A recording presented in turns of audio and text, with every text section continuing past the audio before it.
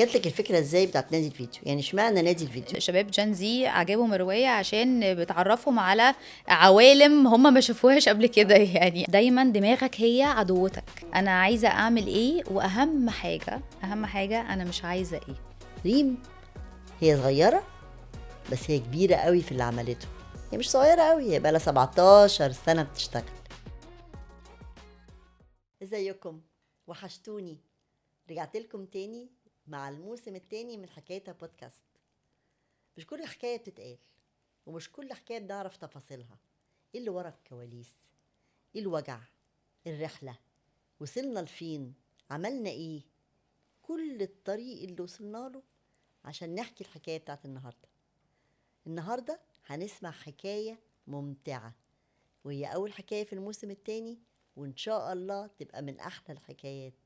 حكايه رئيسة التحرير والكاتبه ريم جميل. ريم هي صغيره بس هي كبيره قوي في اللي عملته. هي مش صغيره قوي، هي بقى لها 17 سنه بتشتغل. ولكن انا صراحه كنت معاها لسه في افتتاح الكتاب بتاعها من يومين، وانبسطت جدا وفخورة جدا.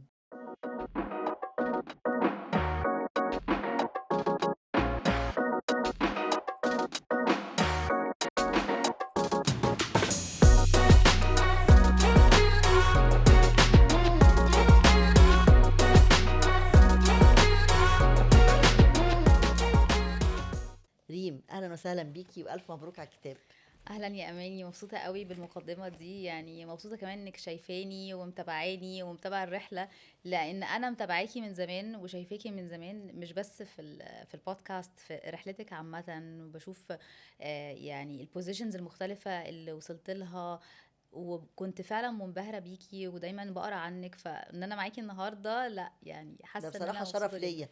شرف ليا مع الكاتبة ريم جميل ونادي الفيديو. اوكي، قصة جميلة، شكلها جميل، الدنيا بتاعتها كلها حواليها بكل اللي شفناه والمعطيات. انا مش عايزه طبعا بوخر القصه، ولكن احنا عايزين نعرف منك. لو انا جيت قلت لك احكي لي حكايتك لحد ما وصلتي لنادي الفيديو، هتقولي لي ايه؟ والله يعني الحكاية المفروض كانت تبقى بسيطة جدا، بس هي ما كانتش بسيطة. يعني الواحد لما بيبقى عايز يكتب او عايزة ابقى روائية او عايزة أبقى مؤلفة، مش مفروض يكون كل اللي حصل اللي قبليها ده يكون حصل. بس في الاخر كل واحد رحلته بتبقى مختلفة. يعني انا اتخرجت من كلية صحافة، اشتغلت على طول في صحافة، بس اشتغلت سنين كتير جدا رغم اني عارفة اني عايزة ان انا ابقى روائية وبحب القراية جدا، وعارفه ان انا اقدر اكتب. بس عمري ما اتشجعت ان انا اقول لا خلاص ده وقته. ف بس انت كنت بتكتبي، يعني رئيس تحرير انت اكيد كنت بتكتبي الواحد وطبيعي. بيدخل المجال ده عشان بيحب يكتب، بس بيلاقي نفسه ان هو مشي في اتجاهات مختلفة تانية. بس عايزة اقولك بقى ان ده كويس انه حصل، لان ده اللي غذى رحلتي، ان انا اعرف اوصل بشخصيات مثلا زي انا وصلت لها في نادي الفيديو. الشخصيات المختلفة اجتماعيا وثقافيا وفكريا. فرحلة الصحفي لازم هتوديه حتة، وصحفيين كتير اشتغلوا وعملوا كتب، مش شرط تبقى روايات.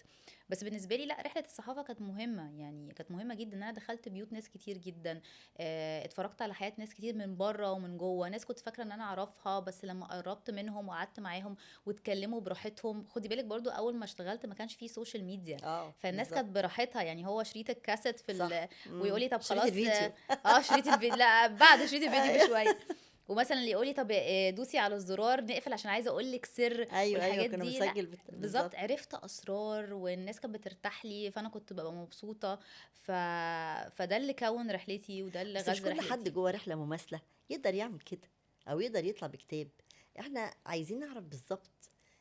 تديني كده احساسك من جوه، ازاي بدأتي رحلة الكتابة وطلعت ازاي؟ طبعا غير انك رئيس تحرير وبتكتبي اصلا في شغلتك، مم. ولكن كتابة الكتب والروايات بالاشخاص، بالعامية، مم. بالكم الهائل من مم. الاحداث، لا ما شاء الله حاجة جامدة يعني. يعني مش حابة خالص اقول ان انا مميزة، لان ده مش حقيقي. في كاتبات اشطر مني بكتير جدا موجودين وما كانش عندهم الرحلة في الصحافة او في الكتابة قبل رحلة الرواية. ولكن المختلف بس شوية ان انا كنت باخد بالي من تفاصيل صغيرة جدا طول حياتي من وانا صغيرة. واعتقد دي حاجة يعني في شخصيتي، مش بس اتبنت فيا، ان انا فاكرة جدا نوادي الفيديو، فاكرة جدا لما كنت بقعد انا واخويا مع الولد اللي بيشتغل في المحل ويقعد يحكي لنا حاجات، فانا كنت دايما بقعد اكتب الحاجات دي.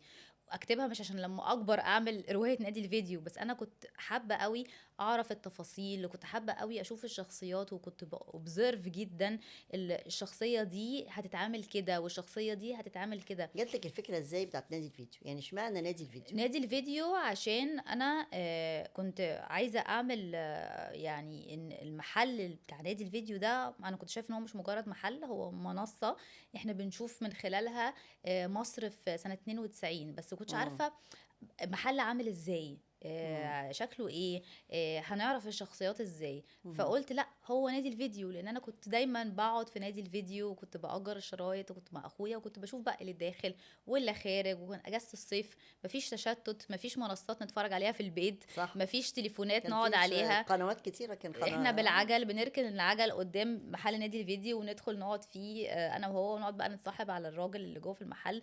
فكنت بشوف بقى الراجل الكبير اللي جاي يأجر بيأجر ايه، والبنت الصغيرة اللي جايه بتأجر عاملة ازاي، وصاحب نادي الفيديو بيحكم على اختيارات الزباين اصلا وهي داخله ازاي وهي داخلة. فعلا. دي دي بنت مغامره بقى، انت قاعده بتقضي بالظبط. مقضيه اليوم هناك. دي بنت جايه بالليل يبقى هي مزوغه من الدرس، ده راجل جاي معرفش ايه يبقى هو بيتفرج على افلام اكشن وبتاع، ده عايز يبقى قوي وعايز يبني عضلات. ونوادي الفيديو قد كده الناس كانت وقتها فاكرين هو مجرد حاجه للتسليه، بس هو كان اكبر من كده، لان هو غير اقتصاد مصر بطريقه جباره. مم. لانه يعني كان في استيراد وتصدير لاجهزه الفيديو، كان في شرايط بتيجي من اه بره، طبعا، تهريب بقى فيديو، تقريب. قصص كتيره جدا. محلات اللبس اصلا، اللبس اللي هو الموضه بدات تتغير، لان الشباب بداوا يشوفوا الافلام بتاعت مم. التسعينات، وبداوا يشوفوا الموضه الجديده من خلال الافلام اللي بتتعرض في شرايط الفيديو. مش مم. لازم نقعد نستنى لحد صح. ما الفيلم يجي على قناه تانية. مم. فبدا يبقى في محلات، وبدا يبقى في الاوبن داي، وبدا يبقى في الجيم عشان الناس عايزه مم. تبقى قويه زي الافلام الاكشن اللي بيتفرجوا عليها. مم. فهو كان اكبر بكتير من كده، فانا اتخزن بس جوايا حته المحل دي. وبعد كده بدأت بقى أبني الشخصيات اللي في الرواية على الأساس ده. الرحلات كلها بتبقاش سهله. ورحلتك اكيد عديتي بصعاب كتيره في خلال الرحله عشان توصلي للمرحله اللي انت فيها النهارده. حتى لو انت بتقولي ان انت مش اشطر كاتبه طبعا، ولكن انت بدأتي الطريق والحمد لله باديه كويس، فده طريق النجاح. م. بس اللي قبل الطريق بقى كان ايه؟ اللي قبل طريق النجاح، يعني هو كان نجاح برضو، بس انا ما كنتش شايفاه ان هو نجاح. مم. يعني ممكن يكون بالنسبه لناس كتير ان انا كنت رئيسه تحرير في سن صغير قوي، كان عندي 27 سنه لما بدات ابقى رئيسه تحرير مجله، بعد كده بقى رئيسه تحرير في التلفزيون في مؤسسه كبيره جدا، ادوني فرص اكبر مني، انا كنت شايفه انها اكبر مني بكتير، مساحات تانية. فده بالنسبه للعادي، وبالنسبه للتايتل اللي على بيزنس كارد، واو ده نجاح. مم. ولكن بالنسبه لي ما كانش النجاح ابدا، ليه؟ لان كان في حته فاضيه كبيره جدا محتاجه مم. تتملي. مم. الفويد الفاضي ده، الفراغ الفاضي ده كان محتاج يتملي بده. مم. او انا عملت روايه قبل كده، بس هي برضو ما كانش زي الحلم بتاع نادي الفيديو، اللي انا كنت شايفاه براند اكتر بكتير من ان هو مجرد روايه او مم. قصه. عشان كده حفل التوقيع انا صممت ان هو يبقى لا مختلف، ان انا كنت مم. عايزه الناس تدخل حفل التوقيع تحس ان هي في حاله ثقافيه، مش بس في يعني تحس بالروايه او كده. مم. وعشان كده اول السنه اللي فاتت دي عملت حمله خلي بالك من دماغك على السوشيال ميديا، ان انا بدات انزل. ايوه، الحمله دي جميله جدا، وانت جبتي فيها قصص كتيره بالظبط. وخليتيها تبقى فعلا معلومات واضحه وصريحه. انا عايزه برضو تحكي لنا شويه عن ازاي دخلتي على الحته دي، يعني انا عايزه ما قبل مم. الحدث. انت عملتي نقا... خلي بالك من دماغك وعملتي، لا انا مم. عايزه قبل القصه دي وانت لسه بتبتدي الطريق. مم. عايزه شويه تفاصيل عن دماغك كانت عامله ازاي، احساسك كان عامل ازاي، مشيتي ازاي، حياتك سستمتيها ازاي عشان توصلي للمرحله دي. اول حاجه ان انا قعدت اشيل طبقات كتير جدا مخبياني. مم. اوكي. دي كانت اكبر تحدي عندي، ان انا بكتب حلو، صحافة، كتبت مقالات كتير، عملت حوارات كتير، بس انا مش فيزبل، انا مش باينة. مم. الشغل باين مم. والناس عارفة مين اللي عامله، بس الناس اللي هي اللي حواليا. مم. ولكن انا بالنسبة لي كنت عايزة اقول قصص اكبر بكتير من المؤسسات اللي انا بشتغل فيها، لان هي كلها كانت مؤسسات ناجحة، والشغل فيها كان حلو جدا، وكانوا كل اي مكان اشتغلت فيه كانوا مديني فرص وكانوا مديني كل حاجة. بس انا بالنسبه لي كان لا، في حته ريم اللي بتعكس شخصيتي انا بس، يعني في المقالات اللي بكتبها او في الحوارات اللي بعملها، على حسب كل منصه او حسب كل مؤسسه انا بشتغل فيها، طبيعتها عامله ازاي وهويتها عامله ازاي، بس هويتي انا فين. مم. فانا كنت دايما عندي قصص عايزه اقولها، بس كنتش عارفه اقولها ازاي، وما كنتش عارفه اظهر ازاي. فالواحد فعلا ما بينجحش لوحده، يعني اللي حواليا كتير ساعدوني. مين اللي ساعدك؟ مين اللي كان آه، بيدعمك في الفترة دي؟ وازاي الدعم ده وصلك لانك بدأتي تطلعي على السوشيال ميديا وبدأتي تخشي؟ ما كنتيش قبل كده بتعملي الكلام ده. بالظبط. بالصدفه كده لقيت كورس اسمه Living on Purpose للايف كوتش هبه السواح. اخدت الكورس ده، والكورس ده بيعلم الواحد مش ان هو عشان يعيش البيربس بتاعته لازم يكسر طبقات كتير جدا مخبيه. الطبقات مم. دي ممكن تبقى مليون حاجه. دماغك اللي بتقولك لا، الناس هتقول ايه، انتي بوزيشن كبير وانتي بتشتغلي في مؤسسه مهمه، ما ينفعش تعملي كده، لحسن ما ينفعش الموضوع يبوظ، فشغلك يبوظ. فكلها افكار غلط جدا صح. ومش حقيقيه، يا ريتها حقيقيه لكن هي كلها حاجات مش حقيقيه، كلها كلها في حاجات دماغك. بتبقى في دماغك انت حاطه بالظبط. المخاوف دي. فده اتكسر شويه. الخطوه اللي بعديها، طب مين هيساعدني؟ لا، هتلاقي حد يساعدك، بس دوري صح، لانه انت لما بتيجي تعملي حاجه جديده انت بتلاقي الاثنين. بتلاقي يقولك انت مش كفايه ومش هتنفعي، وده اكيد، وانت فاكره نفسك ايه، وانت لا وليه تعملي، ومش المفروض الاحباط بقى الرهيب طبعا دول اللي دول ممكن موجودين اصلا تستسلمي وما تكمليش. جدا بقى. جدا. يعني ده كان يعني ممكن ده جدا. قوي. وبتلاقي الناس التانيين لا، اهلا انت كنت فين من زمان، انا كنت مستنيكي تيجي تقولي كده. دول بقى كانوا كتير جدا. عندي مثلا صديقي ريمون الماركيز، مصور معروف، اخدني وقال لي انا هعلمك ازاي تصوري نفسك عشان ما تعتمديش على حد يصورك. قلت له يعني تحطي ازاي الترايبود، ازاي تصوري نفسك. جاب لي مايك، قلت له انا مش هتكلم، قال لي لا هتتكلمي. فلازم الزقه، ولازم ان حد يبقى هو مش بيزق وخلاص، هو عارف، هو عارفني وعارف ايه اللي ممكن يطلع مني. وانا عارفه، بس الدماغ بقى لا، هو على فكره انا الخوف مش هعمل. عيب ان الانسان يبقى بيخاف، ولكن ياخد الخوف ده في صدره بقى ويطلع بيه ويشتغل. لان انما يكلبشك ويخليكي بالظبط. تستسلمي بالظبط. وتقعي، هي دي والخوف المشكله. مش قله ثقه في نفسي، بالعكس انا مشكلتي ان انا كنت واثقه في نفسي جدا، بس في حاجه موقفاني. الحاجه اللي موقفاني مش قله ثقه في النفس، الحاجه اللي موقفاني اللي هو طب افرض يعني الحاجه ما طلعتش زي ما انا عايزه، عشان انا دايما في شغلي منظمه وعايزه الحاجه تطلع زي ما انا عايزه. قال لي عادي، هتعرفي بعد كده نفسك. وده فعلا اللي حصل. يعني اول فيديو ليا انا قاعده عامله كده وبتكلم، اخر فيديو ليا لا انا عامله بتمشي كده وداخله. وبتمشى وبهزر وبكلم الناس وبتاع. فهي دي. فانا بقول لاي حد وبنصح اي حد، دايما دماغك هي عدوتك. يعني عشان كده عملت خلي بالك من دماغك. أيوة. ان كله في دماغك.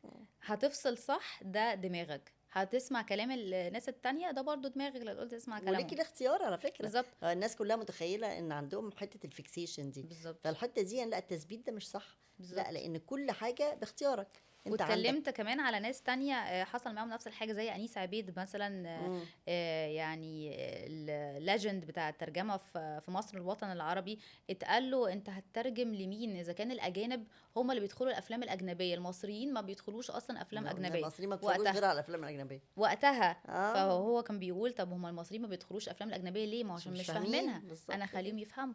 وحاربوه بعد كده. عمل حملة في جورنال الأهرام ان هو لا، الاجانب هيدمروا الثقافه والسينما في مصر. فالدنيا قامت وخلاص. انيس عبيد يعني and the rest is history. يعني انيس عبيد اللي كان وقتها خلاص، يعني مش بس بيترجم، هو عمل مكنه مخصوص للترجمه وكان بيصدرها كمان لبره. أيوة. فهي الحته بتاعت ان حد اول ما تبداي فكره ابداعيه، يعني لازم تبقي عندك ثقه او تبقي مصدقه في نفسك. بالظبط. ومصدقه في نفسك ان انت قادره تعملي ده. طبعا مش بالسهل، لان ابدا، لان اول حد هتقابليه هيقولك انت مش كفايه. بالظبط. مش عشان هو شرير، هتروحي واخداها وراجعه مش عشان هو كمان هو شايف كده. هو شايف كده لانه شايفك من وانتي صغيره. فمش قادر يتخيل انت ممكن يكون في ايه جواكي وممكن تطلعي ايه. ايوه. دي حاجات كتيره جدا بتحصل لنا. لان مثلا مش عارف مين عمل ايه واخد ايه واخد، وهي كانت مثلا مش شاطره، وايه معقوله انت ايوه خدت، احنا عارفينك من وانت صغيره يا ايوه شيخه، ايوه، معقوله هتبقي دي كانت دي طبعا بتلعب عندنا معرفش في بالظبط. ايوه وهي طفله، لكن هي ايوه دلوقتي خلاص بقت كبرت. بني مختلفه، ايوه. عدت بيها مراحل كتيره، وعدت مم. بيها تجارب كتيره، وعدت بيها ups and downs، طلوع ونزول كتيره، ومشاعر داخليه جامده. ايه اكتر شعور جالك وكنتي هتستسلمي وبعدين لحقتي نفسك؟ اكتر شعور جالي انه يعني وده كمان مش انا بس، ستات كتير في مجال الابداعي لما بتخلف وبتقرر ان هي يعني لازم تاخد الاسره يعني كبرايورتي وكحاجه مهمه، ان هي مش بتبقى واثقه في نفسها ان هي ليها مساحات بعد كده، ان مم. هي تقدر بعد كده ان هي تعمل حاجه، بالذات في مم. المجال بتاعنا. ليه؟ مم. لان انتي في الفتره دي في ناس طلعت وعملت وخلصت وناس اصغر وبتاع، وانتي كنتي في البيت. مم. اوكي. حتى بتشتغلي من البيت، مش بقول قاعده في البيت ما تعمليش حاجه، حتى مم. بتشتغلي في البيت. فبيبقى في كده شويه قله ثقه ان ايه ده، هو انا ممكن اعمل حاجه لنفسي؟ ده انا بقالي 7 8 سنين بعمل لغيري. مم. فده كان طبعا يعني ده جالي كان اول تحدي ده كان قابلتيه؟ اول مم. تحدي. وبعد كده لقيت بقى واحده واحده ايه ده انا برجع، وانا برجع بس مش برجع للريم بتاعت الاول، انا برجع للنسخه اللي فيها نضج بقى. يعني مم. انا برجع ان انا اعمل حاجتي وحاجات بتاعتي، بس في نضج اكتر من اللي قبل كده، مم. في وعي اكتر، في وعي كمان بالاولويه. مم. انا عايزه اعمل ايه، واهم حاجه اهم مم. حاجه انا مش عايزه ايه. مم. دي بقى يعني المايلستون الكبيره، ان الواحد يعرف هو مش عايز ايه مم. ويقدر يقول لا. يعني انا ما كنتش بقدر دي مش اقول لا سهلة طبعا، ابدا. احط حدودك دي وتشتغلي عليها وتخلي اللي قدامك يفهم. لا دي كارثه عندي، دي مشكلة رهيبة. لانه انا من اول ما ويجيلك اتولدت. بقى الجلد فيلينج واحساس بالذنب، بالظبط. ما كانش المفروض اعمل كده، وكان المفروض، وبالذات طبعا انت عندك، انت ام وزوجة وعندك لا وغير كده، بنتين انا من اول ما اتولدت انا اخت كبيره في 3 اخوات اصغر مني، فانا عمر ما كان يعني ينفع مم. اقول لا لازم اعمل ده ولازم اعمل ده ولازم اعمل ده. وبعد كده اتعاد تاني لما خلفت، ففجاه فهمت ان هو اول طفل ده اللي هو انا مم.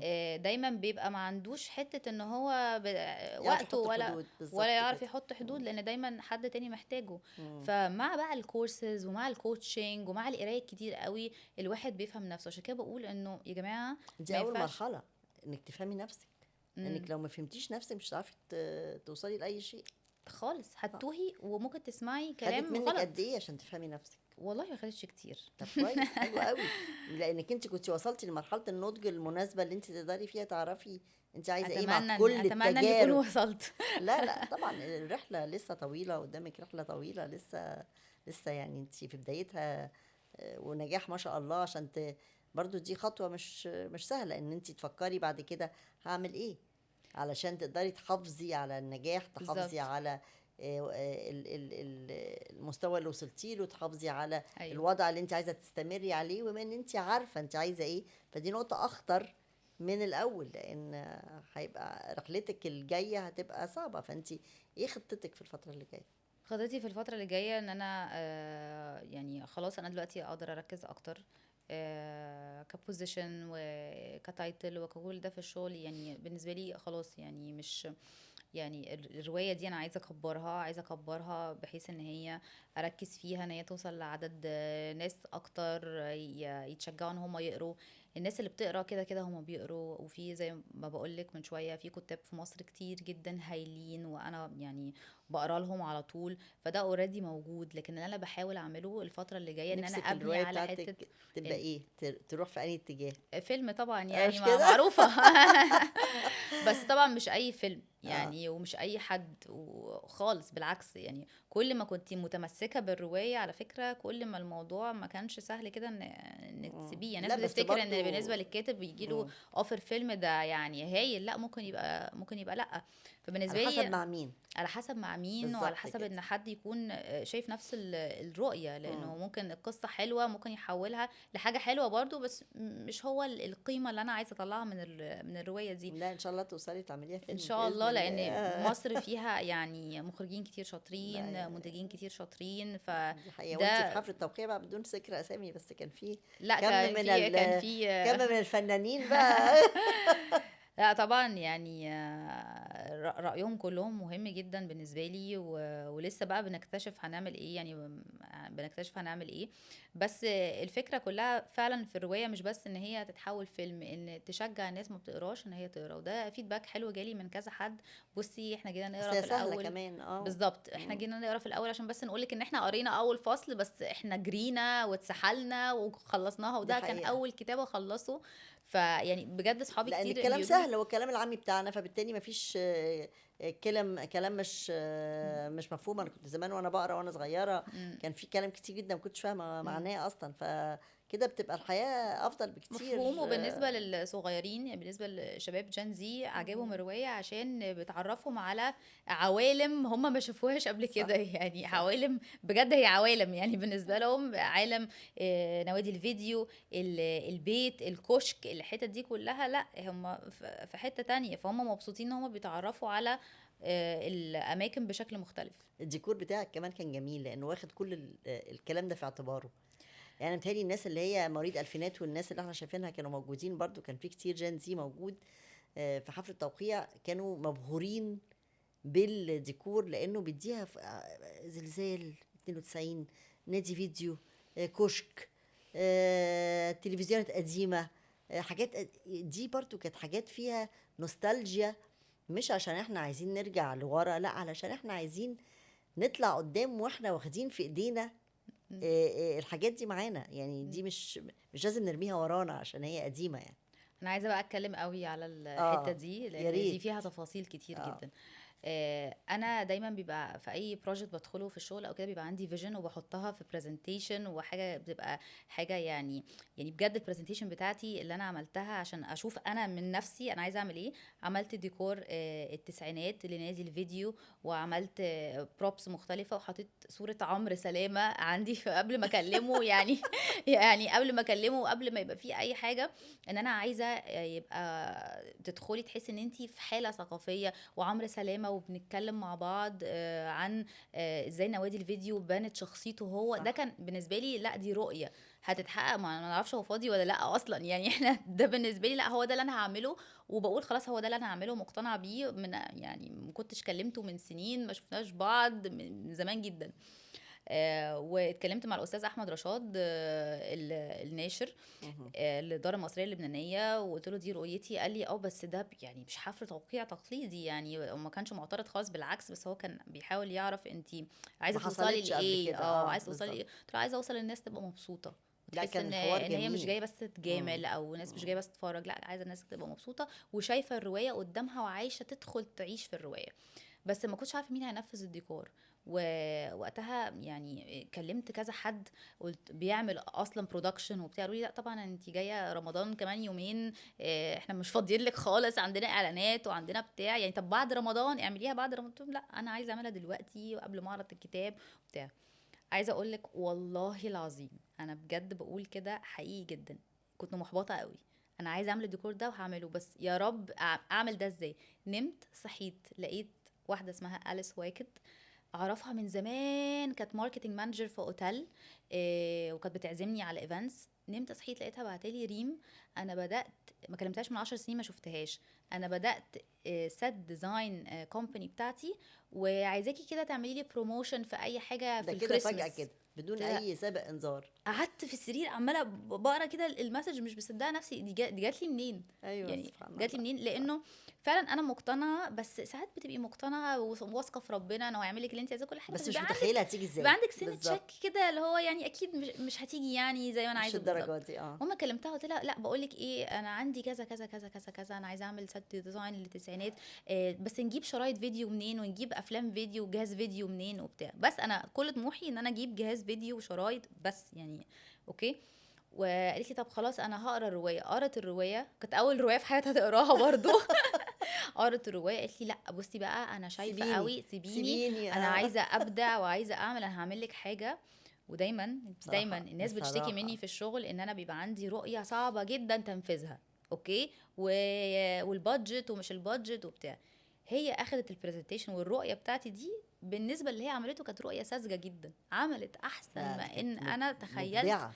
بكتير. وانا عمري ما كنت راضيه 100% عن حاجه. يعني دايما بقول يمكن انا عندي مشكله، انا مش برضه 100%، انا كنت راضيه 200% عن اللي هي عملته، وكنت منبهره وكنت عايزه اعيط. دي عملت الزلزال، يعني عملت الزلزال نفسه بالحاجات اللي بايظه على الارض، بالحاجات اللي وجرايد بتاعت العناوين بتاعت اكسم اللي طلع من تحت العماره، وحتى الساعه بتاعت الساعه 3 و10 والساعه بالظبط أيوة ظبط الزلزال. أيوة. انا كنت يعني طايره. لا جميلة. عشان كده بقول لاي حد عنده فكره ورؤيه ابداعيه، اي حد يقول لك رؤيتك صعبه ما ينفعش تنفذ، انت تجنن خالص. اعمل برزنتيشن، حط صوره عمرو سلامه في البرزنتيشن ومالكش دعوه باي حاجه، وشوف هتجيبه ازاي، وشوف بقى ربنا فهمي. بقى وكريم فهمي لا كريم فهمي عمل لي مفاجاه وجي، يعني هو كان عنده اصلا سفريه وما كانش جاي، وانا ما كنتش عامله حسابي خالص ان هو جاي، وعمل لي مفاجاه وجيت اتبسطت قوي، لانه فعلا من زمان وهو بيدعمني، ودايما يعني نصيحته بالنسبه لي مهمه قوي. وهو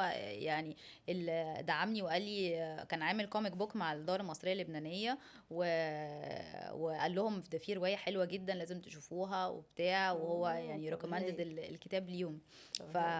فانا عشان كده بقول لك هو بجد مفيش حد بينجح لوحده، انت بس تسعي لوحدك، وبعد كده ربنا بيجيب لك ده على ده على ده على ده، بيعملوا لك اللي انت عايزاه طالما انت مؤمنه باللي انت بتعمليه.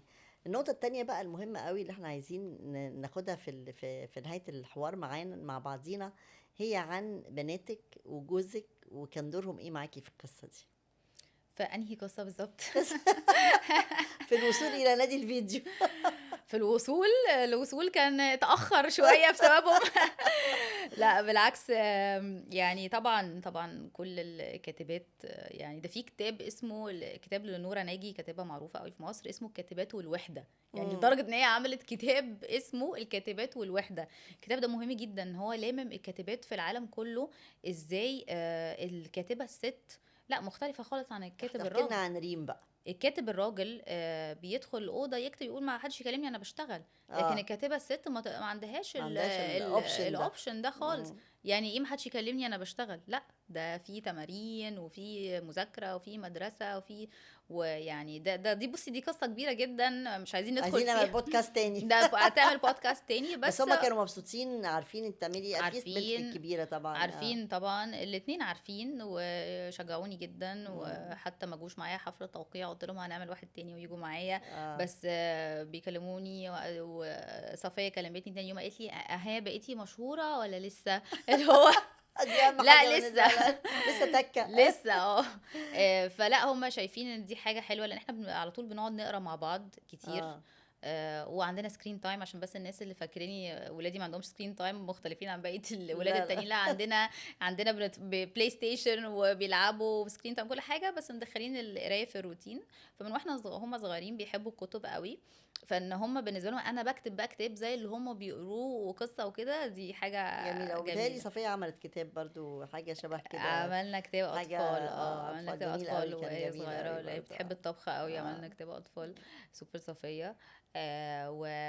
فبالنسبه لهم لا حلو لما بيشوفوني بقى في تلفزيون او بيشوفوني في بودكاست، بيحسوا دي ماما عملت لازم حاجه. نرجع للقرايه، ما تنفعش بس تبقى الحياه كلها سكرينز، ولازم الاطفال يشوفوا الام بتعمل حاجه لنفسها، دي حاجه مهمه جدا. ان شاء الله تعمل مشروع كاب كيكس، يعني مش بقول تعمل حاجه تكسر بيها الدنيا، بس الاطفال لازم يشوفوا الام بتعمل حاجه عشان يتشجعوا ان هو كمان انا ممكن كمان اعمل حاجه، ما هي مامي بتعمل حاجه.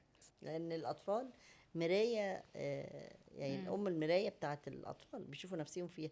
انا عايزاكي برضو تدي، لو اي حد بيعدي بنفس الظروف وعايز يبقى عنده الفرصه دي، ايه النصيحه اللي احنا هنقولها لهم عشان نختم بيها لقائنا النهارده، وفي نفس الوقت تبقى فعلا حاجه تساعدهم على الوصول للي هم نفسهم يعملوه؟